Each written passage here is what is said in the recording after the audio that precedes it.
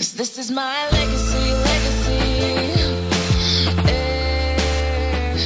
This is my legacy. Hai, Shalom. Selamat datang ke Legacy.tv dalam video pendek pengajian kita melalui surat Ibrani.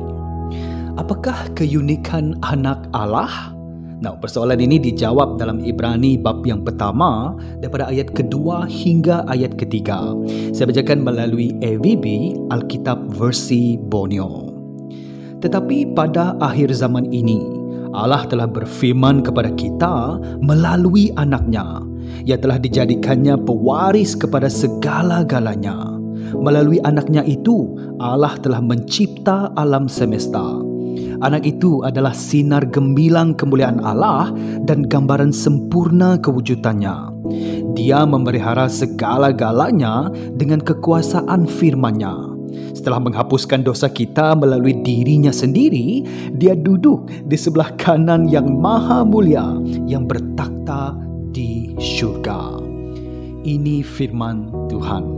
Nah, dikatakan Allah telah berfirman kepada kita melalui anaknya. Nah, dalam video yang lepas saya menerangkan tentang 3 perkara ini. Yang pertama, perubahan yang terjadi daripada perjanjian lama ataupun perjanjian pertama kepada perjanjian baru dengan kedatangan Yesus Kristus. Kedua, ada sambungan yang terjadi. Dikatakan Tuhan Allah berfirman melalui nabi-nabinya, tapi pada akhir zaman ini Allah telah berfirman kepada kita melalui anaknya. Dan sebelum ini dikatakan melalui nabi-nabi, sekarang kemuncaknya melalui anak Allah sendiri. Dan yang ketiga, kita melihat tentang keunikan. Allah telah berfirman kepada kita melalui ataupun di dalam anaknya.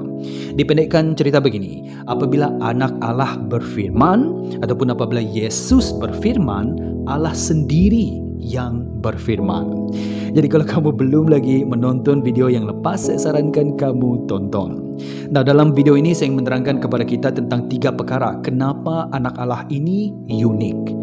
Yang pertama, anak Allah ialah kita melihat dia ialah firman Allah. Dikatakan Allah telah berfirman kepada kita melalui anaknya. Tapi kita juga tahu melalui pengajian kita dalam Alkitab secara menyeluruh, dikatakan anak Allah ini juga dipanggil sebagai firman Allah. Oleh itu keunikannya ialah ini, anak Allah ialah firman Allah. Nah, ini dijelaskan dengan lebih lagi apabila kita membaca daripada pendahuluan dalam Injil Yohanes. Kalau kita pergi kepada Yohanes bab yang pertama, ayat yang pertama berkata begini, pada permulaan sudah wujud firman, dan firman itu bersama Allah, dan firman itu ialah Allah. 3 perkara yang kita perhatikan tentang firman Allah ini. Yang pertama, firman ini abadi. Firman ini abadi. Dikatakan pada permulaan sudah wujud firman. Kedua, firman ini ialah pribadi. Dikatakan firman itu bersama Allah. Dan ini menunjukkan bahawa firman inilah firman yang pribadi. Ada personalitinya tersendiri. Ketiga, yaitu firman ini ilahi. Dikatakan firman itu ialah Allah. Jadi di sini kita melihat anak Allah ialah firman Allah. Dan firman Allah ini abadi, pribadi ataupun memiliki personality, dan ketiga, firman ini ilahi. Tapi bukan itu saja. Keunikan anak Allah dia juga ialah ini. Anak Allah menjadi manusia. Itu sesuatu yang sangat wow apabila saya membaca dalam Yohanes bab yang pertama. Ini kebenaran yang sangat-sangat mengagumkan saya.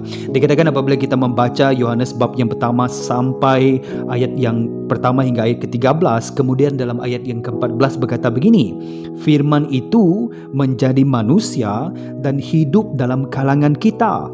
Kita telah melihat kemuliaannya sebagai anak tunggal yang datang daripada Bapa, penuh dengan kasih kurnia dan kebenaran.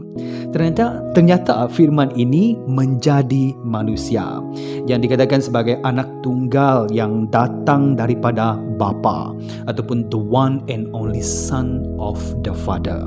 Dan ini menjadikan anak Allah ini unik kerana dia menjadi manusia.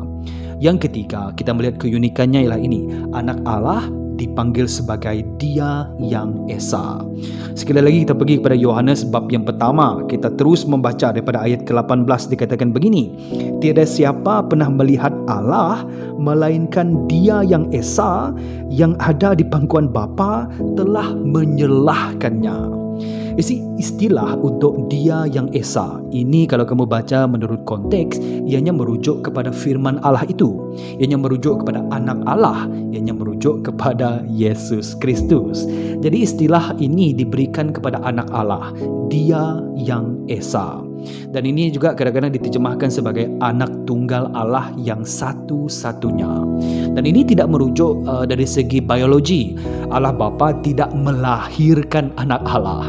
Ini adalah istilah secara teologi untuk menyatakan bahawa anak Allah ini Dia yang Esa, untuk menyatakan bahawa kesetaraannya dengan Bapa ataupun keilahiannya. Dikatakan Dia yang ada di pangkuan Bapa. Itu merujuk kepada kedekatan anak Allah dengan Allah Bapa. Dan dikatakan Dia yang Esa ataupun anak Allah ini yang ada di pangkuan Bapa telah menyerahkannya. Menyerahkan siapa? Menyerahkan Allah Bapa. Menyerahkan ataupun menyatakan, ataupun dalam bahasa Inggeris dikatakan declare. Nah, ayat ini juga diterjemahkan dalam bahasa Inggeris sebagai exegete. Exegete juga memberi maksud merungkai ataupun menerangkan. Jadi tidak ada cara lain kita boleh mengetahui siapakah Bapa itu. Tidak ada cara lain untuk kita datang kepada Bapa kecuali hanya melalui Yesus Kristus. Dialah yang telah menyerahkan ataupun menyatakan ataupun merungkai ataupun menerangkan ataupun declare ataupun exegete the Father, Bapa. Dialah yang telah menyerahkan Bapa. Sebab itu apabila kita kembali semula dalam surat Ibrani, Allah telah berfirman kepada kita melalui anaknya. Kita melihat 3 keunikan tentang anak Allah ini. Yang pertama, Dia ialah firman Allah. Kedua, Dia menjadi manusia. Dan Dia dipanggil sebagai Dia yang Esa ataupun anak tunggal Allah yang satu-satunya, menunjukkan tentang keesaan dan keilahiannya. Dalam Ibrani bab yang pertama ini sahaja, ayat untuk anak itu disebut sebanyak 7 kali hanya dalam bab yang pertama. Dan dikatakan dalam ayat yang kedua hingga ayat yang ketiga, Ibrani bab pertama, ayat kedua hingga ayat ketiga, sekurang-kurangnya kita melihat 7 perkara tentang anak Allah ini. Pertama, dikatakan Dia pewaris kepada segala-galanya. Kedua, Dia menjadi ejen penciptaan alam semesta. Ketiga, Dia ialah sinar ataupun cahaya gemilang kemuliaan Allah.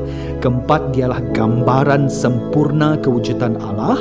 Kelima, Dia memelihara ataupun menopang segala-galanya dengan firman-Nya. Yang keenam, Dia ialah korban dosa kita. Dan yang ketujuh, Dia setara ataupun bertakhta dengan Allah di syurga.